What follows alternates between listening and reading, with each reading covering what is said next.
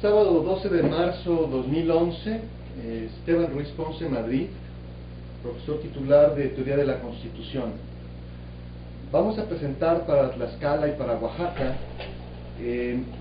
un tema que intenta complementar los materiales generales de la plataforma. Y esto viene porque el enfoque que quiero dar a la materia y que estamos tratando de formular aquí en la Facultad de Derecho es movernos un poco más desde la dogmática hacia la construcción crítica en la teoría. Entonces es muy importante, por supuesto, entender y aprender conceptos, pero no es lo mismo ser un historiador de la filosofía, por ejemplo, que ser un filósofo. No es lo mismo, en este caso, ser un estudioso de las ideas que se han desarrollado sobre teoría constitucional a lo largo del tiempo, que tener la capacidad crítica para el ejercicio del criterio jurídico en teoría constitucional. Entonces espero que esto sea claro. La intención es muy relevante, porque lo que nos interesa en teoría de la Constitución, antes de entrar a derecho constitucional, es dar ese elemental teórico, conceptual, para que puedan utilizar los conceptos en el entendimiento de las instituciones jurídicas. Entonces presentamos hoy una pequeña conferencia que se llama 7 principios para la construcción crítica de una teoría constitucional. ¿Vamos bien hasta ahí? ¿Tlaxcala? Vale. Ok. Primer principio. Plena gobernabilidad democrática implica que todos los factores reales de poder tengan conductos de expresión institucional.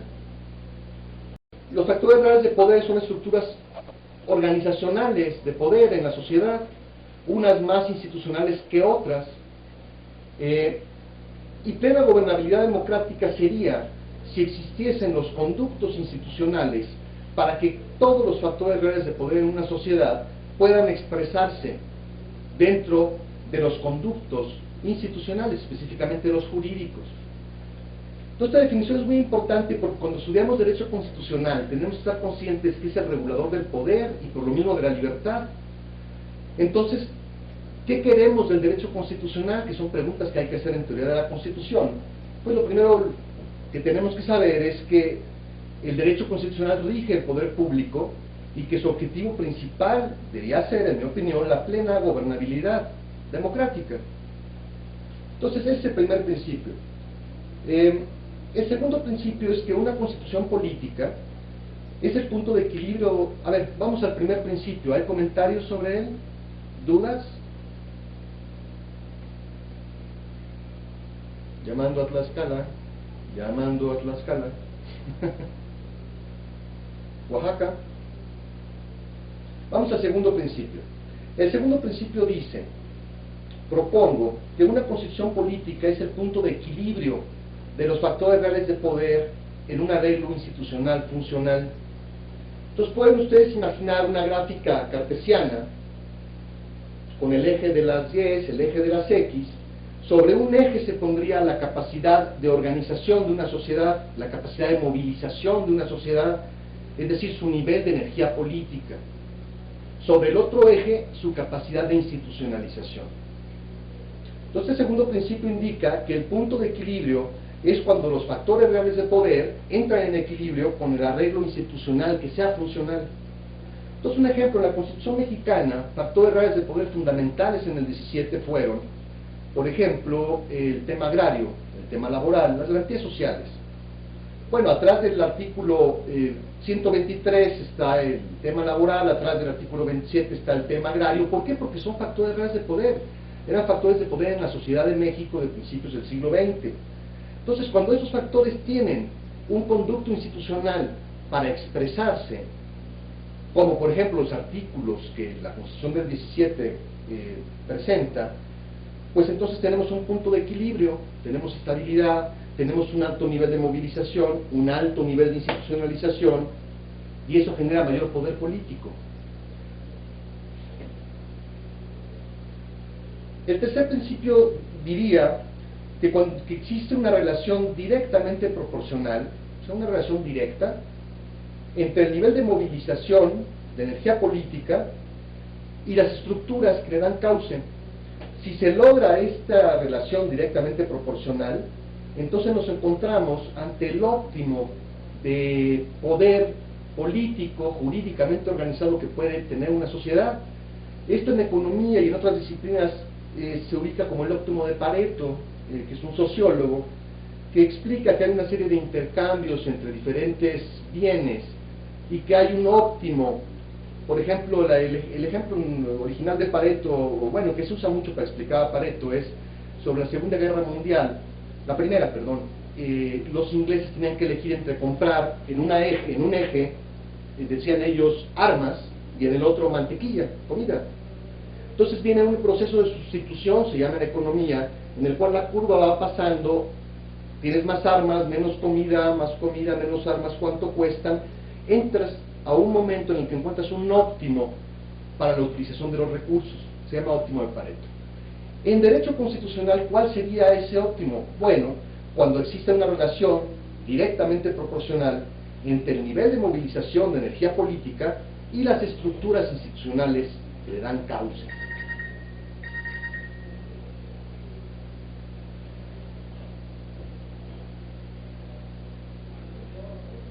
Entonces, el nivel de energía política, a ver si no están aquí afuera.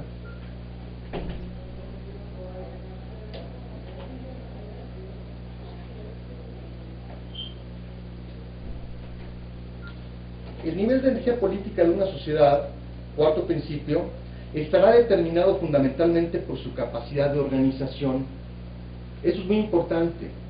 No hay determinantes culturales, ni económicas, ni siquiera de estructura de poder, sino solo la variable principal, la variable que podríamos considerar independiente, es la organización.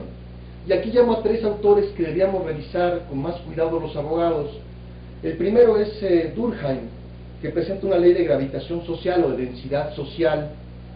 El segundo es Coleman, que habla de la teoría del capital social, nodos de relación entre las personas, construcción de capital social, de instituciones.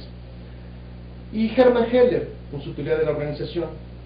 Entonces, el cuarto principio diría que no hay ningún fatalismo de determinación cultural, económico, geográfico, etcétera, que sea superior como variable independiente que la capacidad de organización de una sociedad. La organización es poder, hay una ecuación directa ahí, la organización es poder, esto lo explica Hermann Heller. Y cuando los pueblos se organizan, se genera un nivel de energía política que, si logra ser institucionalizado, nos va a dar niveles óptimos, tanto en energía como en conducción de esa energía. Esto nos da un equilibrio entre intensidad y estabilidad. Poniendo otra vez una analogía de la economía, en economía se puede hacer un intercambio, otra vez en la gráfica cartesiana, por ejemplo, entre crecimiento e inflación.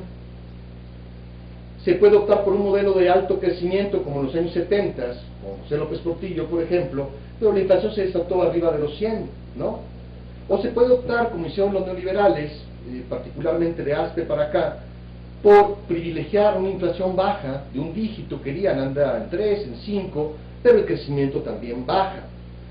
Bueno, pues aquí es importante tener claro que el nivel de energía política de una sociedad está determinado por la organización, pero que hay ambientes que son más hospitalarios para la organización política que otros.